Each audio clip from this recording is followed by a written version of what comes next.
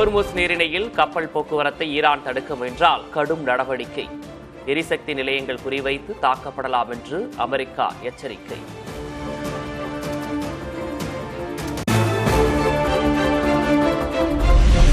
Hormuz நீரிணையை விரைவில் கைப்பற்றுவோம் என அமெரிக்க அதிபர் டொனால்டு ட்ரம்ப் சூளுரை. நீரிணை மூடப்பட்டதால் பாதிப்புக்குள்ளான நாடுகள் ஈரானுக்கு எதிராக போர்க்கப்பல்களை அனுப்பும் என்றும் கருத்து.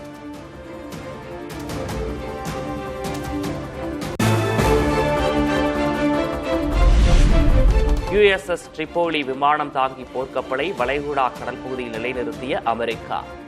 ஈரான் மீதான தாக்குதலுக்கு மத்தியில் அமெரிக்க கடற்படையினரும் ஆயத்தம்.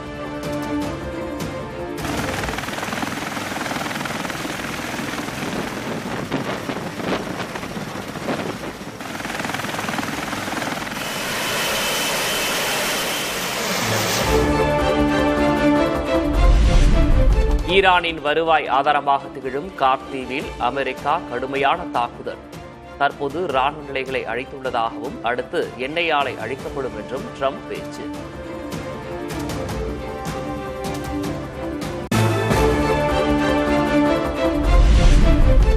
ஐக்கிய அரபு அமீரகத்தின் ஃபைஜரா பகுதியில் உள்ள எண்ணெய் முனையத்தில் பெரும் தீ விபத்து. ஈரானின் கார்த்தீவு எண்ணெய் நிலையத்தை அமெரிக்கா தாக்கி சில மணி நேரங்களில் சம்பவம்.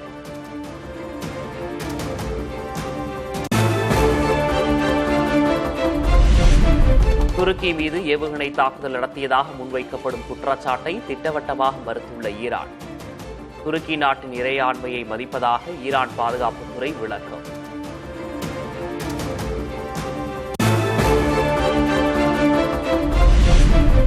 ஈரானின் உயர் தலைவர் முஜ்தபா காமேனியின் உடல்நலத்தில் எந்த பிரச்சனையும் இல்லை.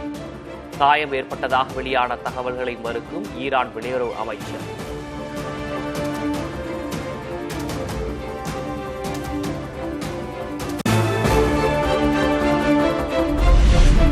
மேற்காசிய போரில் பெரும்பாலான இந்தியர்கள் தங்களை ஆதரிப்பதாக ஈரான் உயர் தலைவரின் இந்திய பிரதிநிதி அப்துல் மஜீத் இலாஹி கருத்து.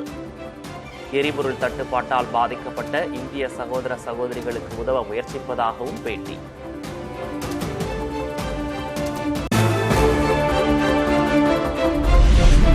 ஹோர்முஸ் நீரிணையை கடந்து 2 LPG கப்பல்கள் இந்தியா நோக்கி வருவதாக மத்திய அரசு தகவல்.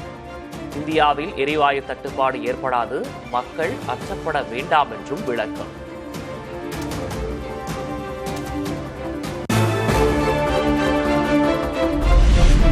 தட்டுப்பாடு அச்சத்தின் காரணமாக நாட்டில் LPG சிலிண்டர் முன்பதிவுகள் திடீரென அதிகரிப்பு. தேவையுள்ள போது மட்டுமே சிலிண்டர் முன்பதிவு செய்யுமாறு பொதுமக்களுக்கு மத்திய அரசு மீண்டும் அறிவுறுத்தல்.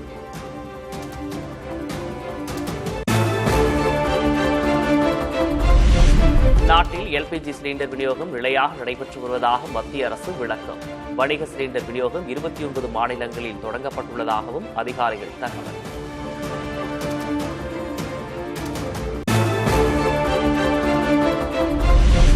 வீட்டு பயன்பாட்டுக்கான LPG சிலிண்டர்களை வணிக நோக்கங்களுக்கு பயன்படுத்தக்கூடாது. பதற்றம் வேண்டாம் என்றும் புதுச்சேரி அரசு அறிவுறுத்தல்.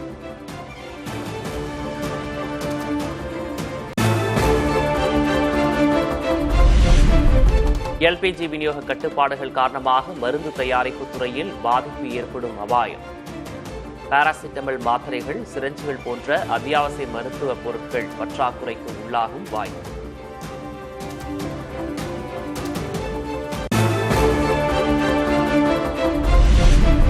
தமிழ்நாட்டில் பெட்ரோல், டீசல் தட்டுப்பாடு இல்லை என எண்ணெய் நிறுவன ஒருங்கிணைப்பாளர் அண்ணாதுரை திட்டவட்டம். 9 நாட்களுக்கு தேவையான இருப்பு உள்ளதாகவும் விளக்கம்.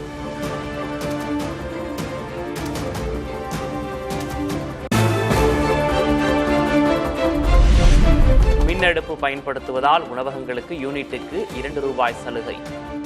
சிலிண்டர் தட்டுப்பாடு பிரச்சினை சரியாகும் வரை சலுகை தொடரும் என தமிழக அரசு அறிவிப்பு.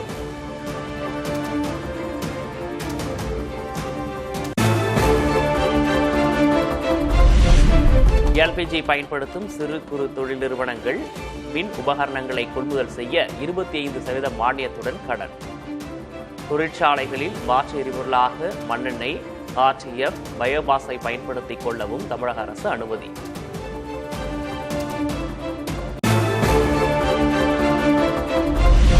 தமிழகத்தில் வணிக பயன்பாட்டுக்கான சிலிண்டர்கள் 20% மட்டுமே விநியோகம். மருத்துவமனைகள், கல்வி நிறுவனங்களுக்கு முன்னுரிமை அளிக்கப்படுவதாக தமிழக அரசு விளக்கம்.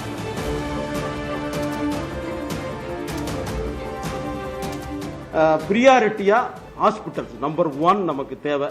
அதுக்கு அடுத்து எஜுகேஷனல் இன்ஸ்டிடியூஷன்ஸ், அதாவது ஹாஸ்டல், நமது ஸ்டூடெண்ட்ஸ் இருக்கிற எல்லா விதமான ஹாஸ்டலுக்கும், ஸ்கூலு, காலேஜுக்கும் கொடுக்கலாம்னு சொல்லியும் அறிவுறுத்தப்பட்டிருக்கு. மீதி இருக்கிறத ஒரு குழுவாக மறுபடியும் மத்திய அரசு அறிவுறுத்தல்படியும் ஸ்டேட் கவர்மெண்டினுடைய குழுவுடன் இணைந்து ஆயில் நிறுவனங்கள் எல்லாம் மீதி இருக்கிற குவான்டிட்டியும் மற்ற ஒரு பிரியாரிட்டி ஐடென்டிஃபை பண்ணி அவங்களுக்கு வழங்கப்படும். பொது விநியோக திட்டத்துக்கு இந்த மாதம் கூடுதலாக 3228 கிலோ லிட்டர் மண்ணெண்ணெய் குடும்ப அட்டைதாரர்களுக்கு வழங்க தமிழக அரசு ஆணை.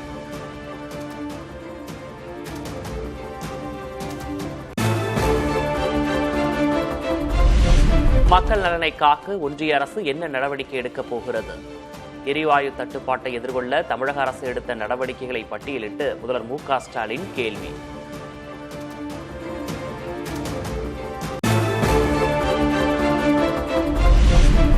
மேற்காசிய போரால் மக்களுக்கு ஏற்படும் பாதிப்புகளை குறைக்க அரசு நடவடிக்கை எடுத்து வருவதாக அசாமில் பிரதமர் மோடி பேச்சு. மக்களிடம் பீதியை ஏற்படுத்தும் வகையில் காங்கிரஸ் பொறுப்பற்று செயல்படுவதாகவும் குற்றச்சாட்டு.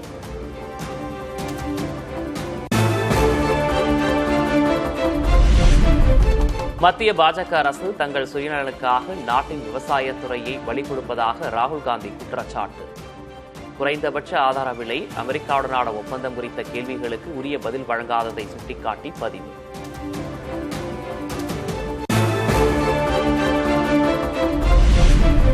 திமுக தேர்தல் அறிக்கை தயாரிப்பு குழுவுடன் முதல்வர் மு.க. ஸ்டாலின் ஆலோசனை. தேர்தல் தேதி அறிவிக்கப்பட உள்ள நிலையில் திமுக தேர்தல் அறிக்கையும் வெளியாக வாய்ப்பு.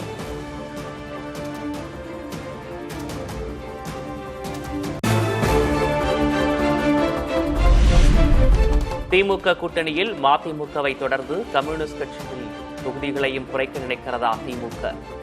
6 தொகுதிகளை தக்க வைக்க கம்யூனிஸ்ட் கட்சிகள் தீவிரம்.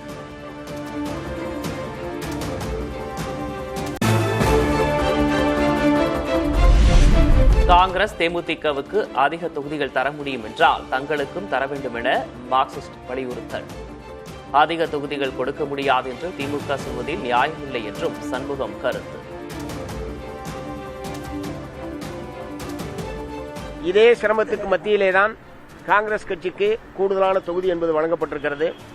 தேசிய முற்போக்கு திராவிடர் கழகத்திற்கு கூடுதலாக வழங்கப்படும் என்று உங்களை போன்ற ஊடக நண்பர்கள் தொடர்ந்து வெளிப்படுத்திக் கொண்டிருக்கிறீர்கள். ஆகவே அவர்களுக்கெல்லாம் கூடுதலாக தருவதற்கு வாய்ப்பு இருக்கிற போது இடதுசாரிகளுக்கு தர முடியாது என்று சொல்வதற்கான எந்த விதமான நியாயமும் இல்லை. தொகுதிகளை குறைத்தால் ஏற்பதா என்பது குறித்து தேர்தல் குழு முடிவெடுக்கும். திமுகவுடன் தொடர்ந்து பேச்சுவார்த்தை நடைபெற்று வருவதாக இந்திய கம்யூனிஸ்ட் மாநில செயலர் மு. வீரபாண்டியன் பேட்டி.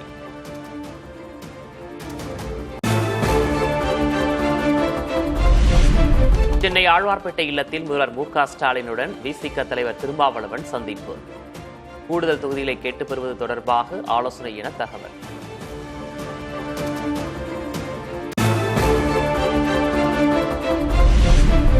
திமுக கூட்டணியில் சலசலப்பு இருப்பதால் கூட்டணி மாற்றம் ஏற்பட வாய்ப்புள்ளதாக அண்ணாமலை பேட்டி.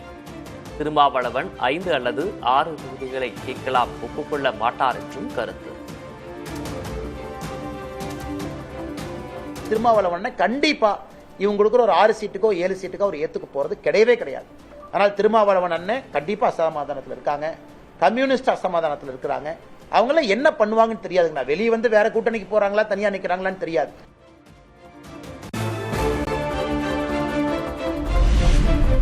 தவேகவுடன் அதிமுக எந்த கூட்டணி பேச்சுவார்த்தையும் நடத்தவில்லை. அதிமுக பொதுச் செயலர் எடப்பாடி கே. பழனிசாமி பேச்சு.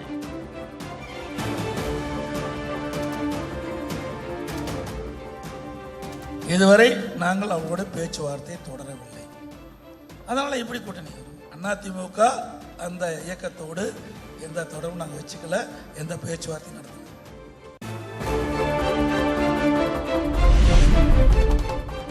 கரூர் துயரம் தொடர்பான இன்றைய சிபிஐ விசாரணைக்காக டெல்லி சென்றார் தவேக தலைவர் விஜய். கூட்டணிக்கு பாஜக அழைக்கும் நிலையில் டெல்லி சென்றடைந்தார்.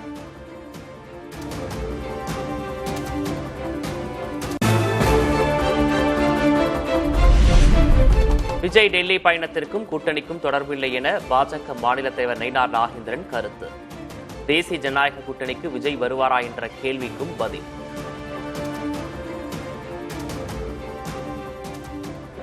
அவர் டெல்லிக்கு போறது எதுக்காக உங்களுக்கு தெரியும். இது முதல் முறை போல கரூர் நடந்த சம்பவத்துக்காக அவங்க போயிட்டு இருக்கிறாங்க. அதுக்கு அதையும் எதையும் நீங்க இணைத்து பேசுவது என்பது அது இப்படி எந்த வேலை இருக்குன்னு எனக்கு கூட்டணி வந்தா.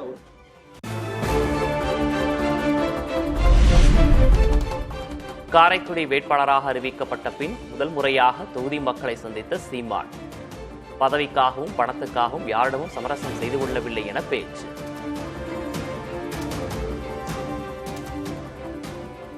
ஒரு விழுக்காடு, அரை விழுக்காடு, கால் விழுக்காடு வைத்திருக்கிறவெல்லாம் பேரம் பேசி, சீட்டு நோட்டு பேரம் பேசி கூட்டணி வைக்கிற போது 8.5 விழுக்காடு 36 லட்சம் வாக்க வைத்திருக்கிற உங்கள் மகனுக்கு எவ்வளவு கோடிகள் பேரம் பேசியிருப்பார்கள்?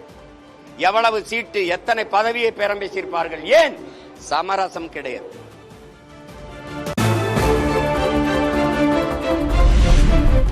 இலக்கியத்துறையில் ஆற்றிய பங்களிப்புக்காக கவிஞர் வைரமுத்துவுக்கு ஞானபீடம் விருது அறிவிப்பு.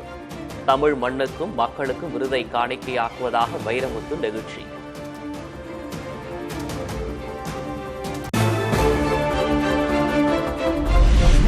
ஞானபீடம் விருது பெற்ற கவிஞர் வைரமுத்துவை தமிழ்நாடே வாழ்த்துகிறது. கலைஞர் இருந்திருந்தால் உச்சி முகர்ந்து பாராட்டியிருப்பார் என முதல்வர் மு.க. ஸ்டாலின் பதிவு.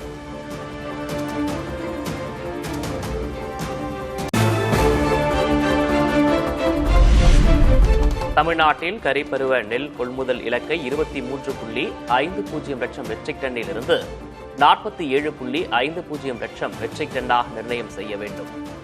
பிரதமர் நரேந்திர மோடிக்கு முதல்வர் மு.க. ஸ்டாலின் கோரிக்கை.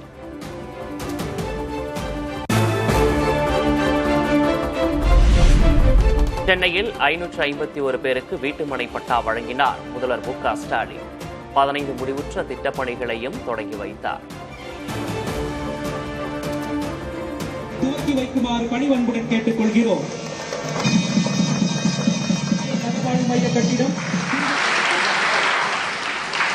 திருமிகு தவச்செல்வி அவர்களை அன்புடன் அழைக்கிறோம்.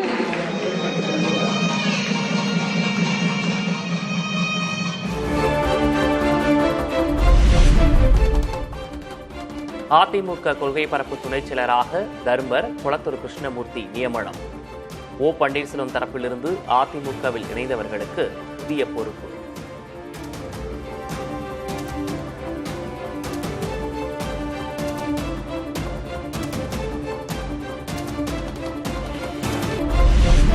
தூத்துக்குடியில் 12ஆம் வகுப்பு மாணவி பாலியல் வன்கொடுமை செய்து கொல்லப்பட்ட சம்பவம். குற்றவாளிகளை கைது செய்ய கோரி உடலை வாங்க மறுத்து 4வது நாளாக போராட்டம்.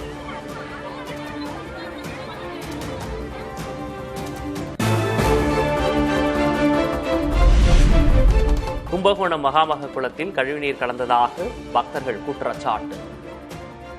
தண்ணீர் கொண்டுவரப்படும் நீர்வழி பாதையில் இருந்த கழிவுகள் குளத்துக்கு வந்ததாக அதிகாரிகள் விளக்கம்.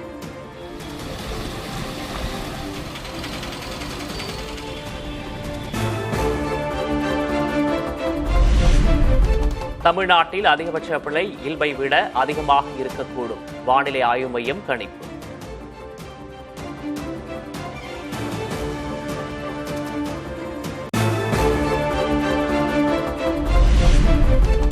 உத்தரகாண்ட் மாநிலத்தில் தாராளி பகுதியில் ஏற்பட்ட வெள்ளப்பெருக்கு.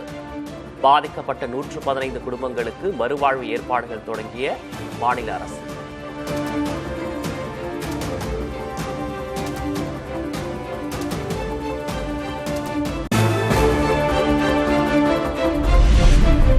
நெல்லை மகேந்திரகிரியில் உள்ள திரவ எரிபொருள் மையத்தில் நடந்த கிரையோஜெனிக் இன்ஜின் சோதனை. கடல்மட்ட வளிமண்டல அழுத்தத்தில் இன்ஜின் சோதனை வெற்றிகரமாக நடைபெற்றதாக இஸ்ரோ அறிவிப்பு.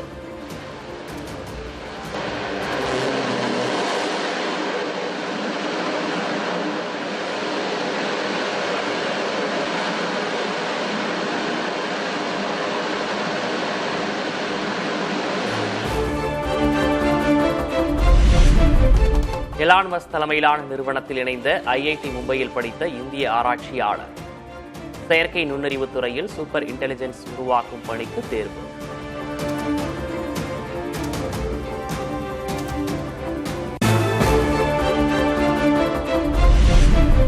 தெலங்கானாவின் மஞ்சேரியல் மாவட்டத்தில் 100க்கும் மேற்பட்ட தெருநாய்கள் விஷம் வைத்து கொலை. ஆர்வலர் அளித்த புகாரின் பேரில் கிராம பஞ்சாயத்து தலைவர் மீது வழக்கு பதிவு செய்து விசாரணை.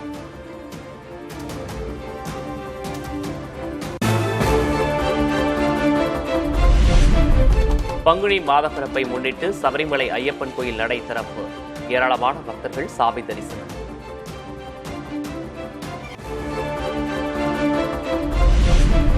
சபரிமலை வழக்கில் உச்சநீதிமன்றத்தின் 9 நீதிபதிகள் கொண்ட அரசியல் சாசன அமர்வு அடுத்த மாதம் முதல் விசாரணை. மத அறிஞர்கள் மற்றும் சமூக சீர்திருத்தவாதிகளின் கருத்துக்களை கேட்க வேண்டும் என்று கேரள அரசு வலியுறுத்தல்.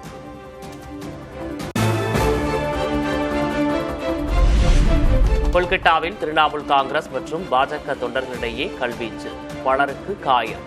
பிரதமர் வருவதற்கு அரை மணி நேரத்திற்கு முன்பு நடந்த மோதலால் பரபரப்பு.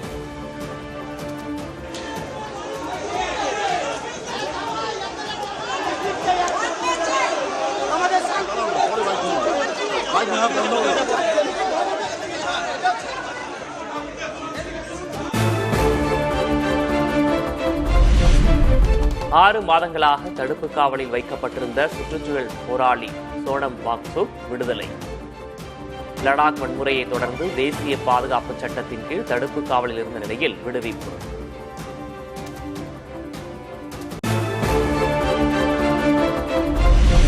கேரளாவைச் சேர்ந்த பிரபல நெப்ராலஜி நிபுணர் டாக்டர் KV ஜோனி காலமாடா. இந்தியாவின் முதல் சிறுநீரக மாற்று அறுவை சிகிச்சையை முன்னின்று வழிநடத்தியவர்.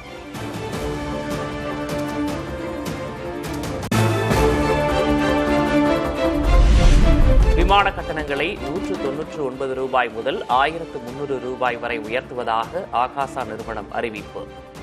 மேற்காசிய போரால் எரிபொருள் தட்டுப்பாடு எதிரொலி.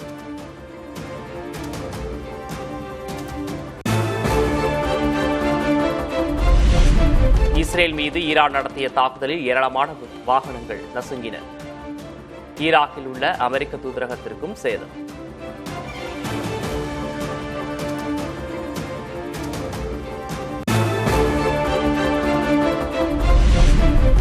இஸ்ரேல் தாக்குதலில் லெபனானில் உயிரிழந்தோர் எண்ணிக்கை 773 அதிகரிப்பு.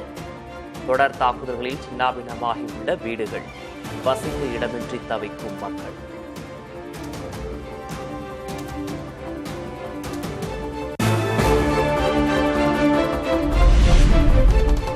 இஸ்ரேலில் துப்பாக்கிச்சூடு தாக்குதல் நடத்திய பாலஸ்தீனருக்கு சொந்தமான வீடு தரைமட்டம். பாலஸ்தீனத்தின் தூரா பகுதியில் உள்ள வீட்டை குண்டு வைத்து தகர்த்த இஸ்ரேல் படைகள்.